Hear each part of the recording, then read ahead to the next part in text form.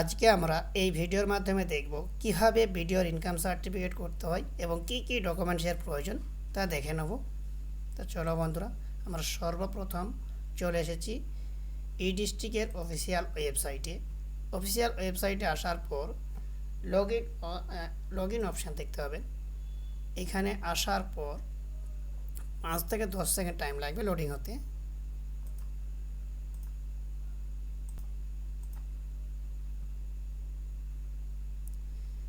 এখানে আপনার যদি অ্যাকাউন্টটা ক্রিয়েট করা থাকে তাহলে আপনি লগ ইন করবেন, আর যদি অ্যাকাউন্ট ক্রিয়েট না করা থাকে তাহলে রেজিস্টারে ক্লিক করবেন। তা আমার অ্যাকাউন্টটি ক্রিয়েট করা আছে, তার জন্য আমি আমার অ্যাকাউন্টটিকে লগ ইন করে নেব। এখানে আপনার ওটিপি চলে আসবে আপনার মোবাইলে। আপনি ওটিপির ঘরে এন্ট্রি করে দিবেন।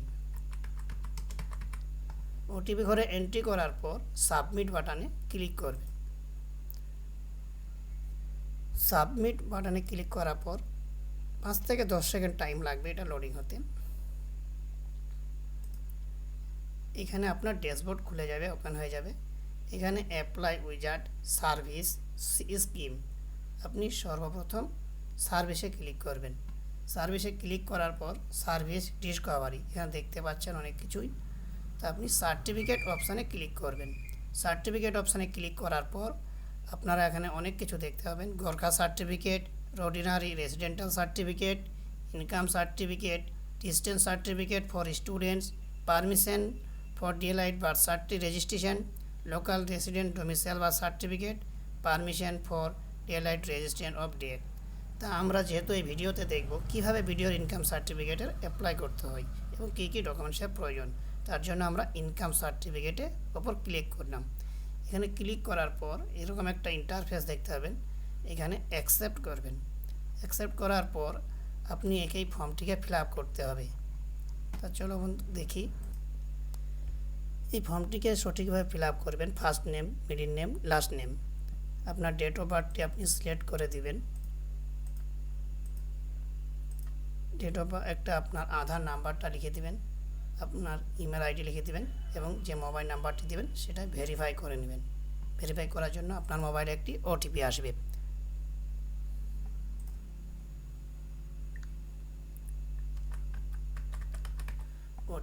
ওটিপির ঘরে এন্ট্রি করে ভ্যালিডেটে ক্লিক করবেন। এখানে তারপর দেখতে পাবেন success mobile number verified successfully. এখানে আসার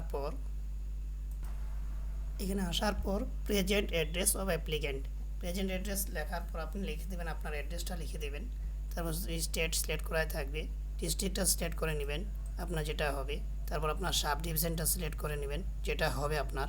তারপর আপনি রুরাল পঞ্চায়েতে বসবাস করেন না পৌরসভায় বসবাস করেন সেটা সিলেক্ট করে নেবেন। তারপর আপনি আপনার ব্লকটা সিলেক্ট করে নেবেন যেটা হবে। তারপর আপনি আপনার গ্রামের নামটা সিলেক্ট করে নেবেন, পোস্ট অফিস, তারপর থানাটাকে আপনি সিলেক্ট করে নেবেন। তারপর সেভ এন্ড নেক্সট বাটনে ক্লিক করবেন।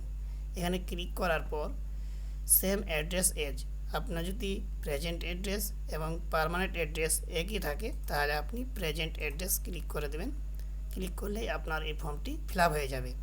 তারপরে নিচের দিকে একটু স্ক্রল করে দেখতে পাবেন applicant is minor student special, এখানে আপনি ইয়েস করে দিবেন। ইয়েস করার পর ফ্যামিলি ডিটেলস, এখানে আপনার গার্জেনের নামটা লাগবে।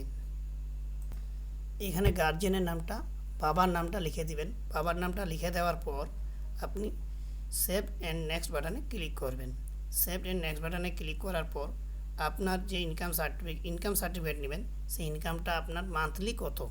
আপনি যদি 48,000 দেন তাহলে 4,000 লিখবেন, যদি আপনি 60,000 দেন তাহলে মান্থলি 5,000 লিখবেন। আমি 5,000 করে দিলাম। তারপর ডিটেলস অফ বিজনেস, এখানে লেখার কোনো প্রয়োজন নেই। রিজন ফর অ্যাপ্লিকেশান, এখানে আদার্স, এবার আপনি কিসের জন্য অ্যাপ্লিকেশান করছেন সেটার জন্য এখানে লিখতে হবে। তা আপনি যেটার জন্য ইনকাম সার্টিফিকেট নেবেন সেই কারণটা এখানে উল্লেখ করতে হবে। আমি দিলাম স্কলারশিপের জন্য।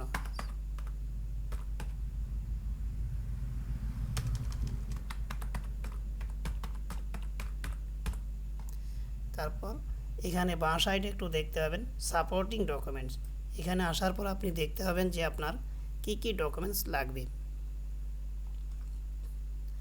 তো এখানে দেখতে পাবেন রেসিডেন্টাল প্রুফ, এখানে আছে Aadhaar, domicile certificate, rent agreement, passport, residential certificate issue, electrician.